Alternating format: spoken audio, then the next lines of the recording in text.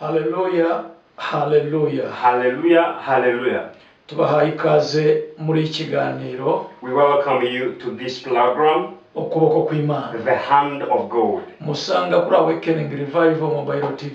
that you find on Awakening Revival Mobile TV. Kadusenge. Let's pray. Data mu izina rya Yesu. Father, in the name of Jesus, Turagushimye turaguhimbaje.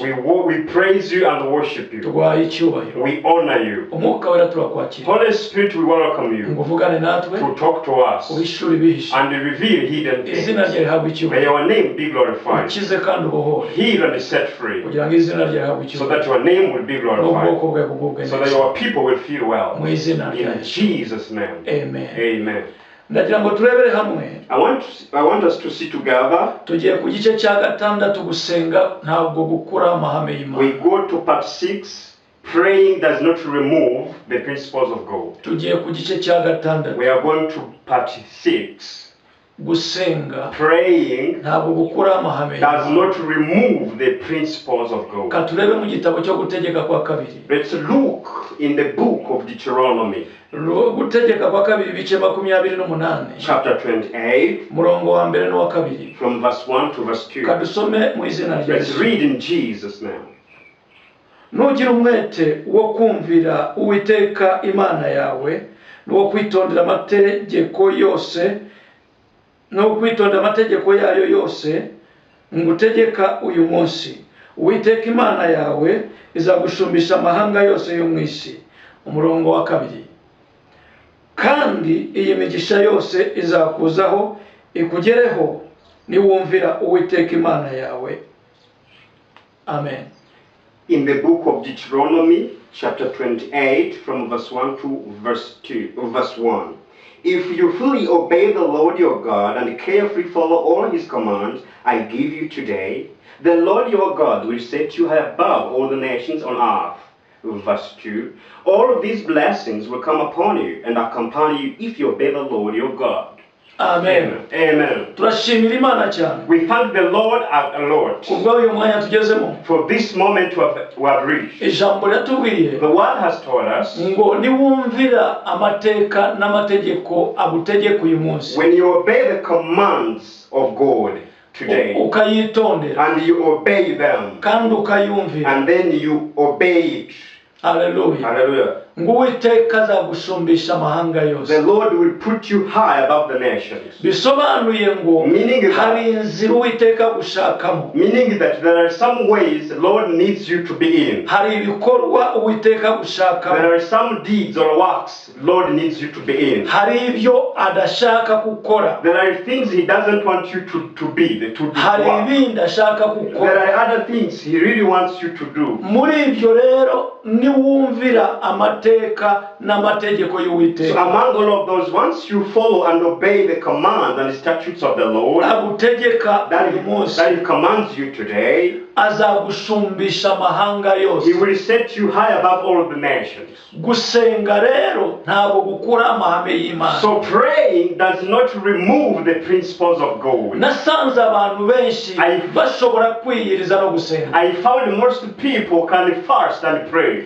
Bagerageza kwiyiriza no gusenga. They try to fast and pray. Ariko gukora amategeko y'Imana bijya bibagora. But doing the principles of God is very challenging to them. Hari ibyategetswe n'Uwiteka. There are commands of God. Hari ibyavuzwe n'Uwiteka. There are things spoken by God. Tugomba kugendera munsi And yayo. we should go through them, under them. Tukubahiriza amabwiriza. And we follow and obey the rules. Instructions zose duhabwa n'Umwuka All wera instructions the Holy Spirit gives us tugomba kubahiriza that we should follow, tugashobora guhirwa. so that we'll be blessed. Muri aya mategeko dutegeka Among the commands akubiyemo ibintu byinshi can combine many things dushobora kugenda tureba kimwe ku kindi. that you can see one by one. Ibyo tureba harimo kubabarira, All of those things we see, also forgiving is harimo included. gukunda, Also love is included. harimo kubaha, Obedience is also included. harimo gukunda, gusura, loving, visiting, gutanga, giving. byinshi tudashobora kuvuga aka kanya ngo Many turangize, things that we can't account ariko for now. tuzagenda dufata kimwe ku kindi We will pick one by one kugira ngo dushobore guhirwa. so that we will be able to be blessed. Umurongo wa kabiri uravuze ngo Verse 2 has said, kandi iyi migisha yose izakuzaho, all of these blessings will come upon you ikugereho nimumvira Uwiteka and Imana yawe. accompany you once you obey the Lord your God. kandi iyi migisha yose All of izakuzaho. these blessings will come upon you. Ndi hano kuvugana nawe. I'm here to talk to you. Hari imigisha wagenewe, There are blessings prepared for you. hari amasezerano There wagenewe, are promises for you. hari urwego ubarizwaho, There is a level you are on. ariko iyo utitondeye amateka n'amategeko y'Imana, Once you don't obey the commands of God, hari imigisha itazakuzaho, there are blessings will never come upon hari you. imigisha utazigera ubona, There are blessings you never get. hari amasezerano azanyura There hirya, are promises will escape your way. ariko niwumvira amateka But n'amategeko once you obey the commands Uwiteka of gutegeka, the Lord ukayumvira, and you obey them ukayubaha, and you really obey them, Uwiteka azagusumbisha ayandi Lord mahanga. will set you above, higher than Ku other murongo nations. wa kabiri ngo kandi iyi migisha yose izakugeraho. On verse 2, all these blessings will come upon Hari you. imigisha ugomba kubona There are kugira. blessings you must get. Ndagushimira I thank you kuko urasenga, because you pray. kwiyiriza uriyiriza, You really fast, ariko waburaga ikintu kimwe but you really missed one thing. cyo gukora amahame y'Imana. Doing the principles of God. Igihugu waba urimo, Any country you are in, umujyi waba urimo, any city you are in, icyaro waba urimo, any rural area you are in, aho waba uri hose, wherever you are, ukeneye gukora amahame you y'Imana. need to do the principles of God. Iki ni cyo kwitonderwa. This is something to be careful for. Amahame y'Imana ni The iki, principles of God is something, no gusenga ni ikindi. and also praying is something else. None ibi bintu bibiri biragendana. So all those two things are combined together. Gusenga Praying ntabwo gukura amahame y'Imana, can't remove the principles of God. kandi amahame And y'Imana the principles of God ntabwo akubuza gusenga, can't permit you, can't stop you from praying. ariko gusenga But praying kukwemeza and it convinces you, gukora amahame it y'Imana. convinces you just to do the principles of God. Hari abantu benshi There are most people. barashaka bakubwira ati ndemera gukizwa, They say, I want to be born again, ariko ntabwo nzabatizwa. but I don't want to be baptized. Barambatije mu gahanga, They baptized you on the forehead. ntabwo nshaka kujya mu mazi I don't menshi. want to be baptized in too much Ukamubwira water. saba ngwino, And you say, okay, come. ariko iyo amaze kugera But igihe after getting ready, arimo gusenga, praying, gusenga kumwemeza kubatizwa mu mazi praying menshi. convinces him to get baptism of too much water. Hari abandi benshi There are other people. batavuga ngo gutanga icya cumi ntabwo ari byo, Tithing is not real. n'iby'isezerano rya It's kera, for last Old Testament. n'iby'igihe cya It's Mose, in the time of Moses. ariko But iyo agiye imbere as he goes before head agasenga, and he prays, gusenga kumwemeza gutanga icya cumi. praise can convince him just to tithe. Hari abakijijwe There are born again people. baravuga ngo ariko kera ko barongoraga abagore benshi na n'ubu nashaka abagore Long benshi, ago they married more wives. Even can I or could I marry more wives? ariko muri uko By gusenga that praying, kumwemeza ko atari byo, he's convinced it's not. kumwemeza ko ibyo akora atari byo, He convinces him that what he does is agasobanukirwa ko wrong. agomba kuba afite umugore umwe, And then he gets explanation that it's normal to have one wife. n'ibindi. Many things, other things, other. Gusenga ntabwo gukora Praying amahame does y'Imana, not remove the principles of God. ariko abantu benshi bariyiriza, But most people fast, abantu benshi barasenga, most people pray, ariko ntabwo barasumbishwa amahanga. but they are not set above all Hari nations. n'imigisha There batarabona. are blessings they have not got Naje yet. kuvugana nawe I aho have uri, come to speak to you wherever you are. In the name of Jesus ngo umwuka wera Christ. May gusange Holy Spirit come avugane nawe, and talk to you agukoreho, and touch you aguhindure, and change ahindure you ubuzima and bwawe, change your ahindure amateka and yawe, transform your agukure ku rwego spirit uriho, and set you agushyire ku rundi to rwego, another level. mu mbaraga In the z'umwuka power wera, of Holy mu Spirit, mavuta in y'umwuka anointing wera, of Holy mu Spirit, izina rya in Yesu. Jesus' Imana name. yamura ukuboko kwayo, May God stretch His hand igukoreho, and touch you. igukure igihu ku maso, May He remove ushobore the word kureba from your imbere mouth yawe, so that you can urebe visualize ibyo about. wasezeranyijwe, If you can see all the urebe ibyo covenants and wasezeranyijwe, see all your promises, umwuka wera tuguhaye the Holy icyubahiro, Spirit will honor urebe you. ibyo wasezeranyijwe, See what you hari promised. ibyo There are wasezeranyijwe, things you promised. urimo kubuzwa no kudakora amahame y'Imana, And you are not getting them because you Hari never ibyo did the wasezeranyijwe, There are things you were promised. birimo kukunyuraho, But they are passing away birimo from you. gutambuka, They are passing by you. utigeze ukora amahame Because you y'Imana. never did the principles. Haleluya. Hallelujah. Biriya byanditswe biravuga The scripture mu says gitabo cya Yohana in the book of John, ibice 13 chapter 17, umurongo wa 13 verse 13. ngo nimumenye ibi If you know this, murahirwa you will be blessed. niba mubikora. If you do this. Benshi barabizi, Most people know. impamvu impamvu badahirwa The reason they are not nuko blessed, batabikora. they don't do it. Ariko Yohana 17:13 But John 17:13, aravuga ngo ukwiriye kumenya which things are you supposed to know? amahame y'Imana. You are supposed to know the Mu principles of God. izina rya Yesu In Jesus' name. ukwiriye kumenya amahame You are y'Imana supposed to know the principles of kugira ngo God ushobore guhirwa so that you will be uve blessed. ku rwego So that you ujye ku rundi so rwego. that you can live from one level to another level in the power of the Holy Hari Spirit. Imana ikora There imirimo is God who does great ariko hari things. ibyo umaze But guhomba, there are things you lost. hari ibyo umaze There gutinda are things you ubwo delay. udakora amahame y'Imana. The reason why you don't do the Ndagira principles of gukora God, amahame I y'Imana. want you to do the principles Imana of ihindura God. amateka May yawe. God transform your Abantu life. bazakureba The people will see. bazigera bamenya uko And you will byagenze. never know how to Imana ijya kuguha God umugisha is going to bless you kuko usenga kandi ugakora amahame because you y'Imana. pray and then you do the principles of God. Ibyanditswe. Listen to this. Ibyanditswe biravuga Scripture mu says gitabo cya in the Yesaya book of Isaiah, igice cya mbere chapter 1, umurongo wa 19 verse 19. ibyanditswe biravuga ngo The scripture says, ibyanditswe biravuga ngo Scripture says, nimwumvira if you are willing, muzarya ibyiza by'iki you will eat the best from the land. igice cya mbere cya Yesaya The chapter 1 in Isaiah, uyu murongo wa 19 verse 19. nimwumvira If you obey, muzarya ibyiza you will eat the best by'iki gihugu. from the land. Uzumvira iki? What will you obey? Instructions z'Imana, Instructions of God. amabwiriza y'Imana, Instructions of God. amategeko y'Imana, Commands of God. ijambo The ry'Imana. word of God. Nuryumvira If you obey, uzarya ibyiza you will eat the byo muri best iki gihugu. from this Ni land. mu kihe gihugu? In which land are you? Uzi ko ushobora kuba muri Amerika You might be in USA. ukarya ibyiza byo muri Afurika. You might be in USA and then you eat the best from Africa. Uzi ko waba muri Afurika You might be in Africa ukarya ibyiza byo muri Amerika. and you eat the best of USA.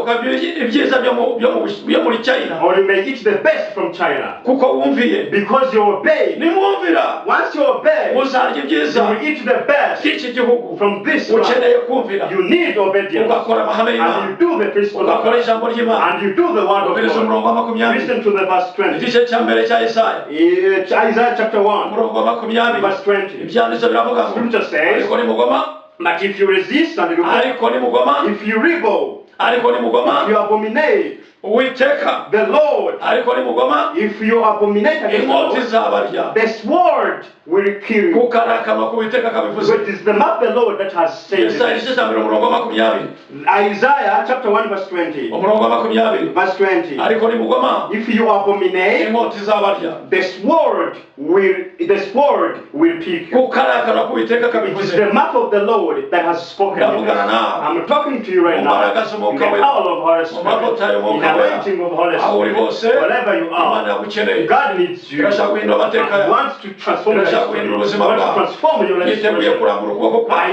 He's ready to stretch out his hand ugakora ku buzima bwawe, and touch your life. aho waba uri hose, Wherever you are, igihugu waba urimo any cyose, country you are in, ibibazo waba urimo any byose, problems you are in, ibisubizo waba urimo any byose, answers you are in, hari aho Imana ishaka that is kugukura where God wants to bring you out ugatangira from. kurya ku byiza And you by'igihugu. start eating from the best of the Benshi ntabwo country. bararyoherwa kubakiza Most kw'Imana. people are not enjoying it yet. The what? Salvation. Salvation of God. Benshi ntabwo barasogongera agakiza Most k'Imana. people have not yet tasted the salvation of God. Ndagira ngo ariko wumvire, But I want you to obey wubahe, and obey the ukora amahame y'Imana, through the principles of uryohera God agakiza k'Imana. and enjoy the salvation of God and see the hand of the Lord. Imana irambura ukuboko kwawe God stretches his hand igakubita abakurwanya. and he strikes your haters. Ihagurutse abanzi be baratatana. When he stands up, all your haters go Ibyo away. biterwa n'uko They are wumvira. scattered because you obey. Niwumvira Once you obey, urarya ibyiza by'iki you gihugu. will eat the best from this Ndashaka land. gusengana I nawe. want to pray with you right Amaso now. yakure ku bibazo ufite. Remove your eyes, turn your eyes from problems you have. Amaso yakure ku misozi ureba. Turn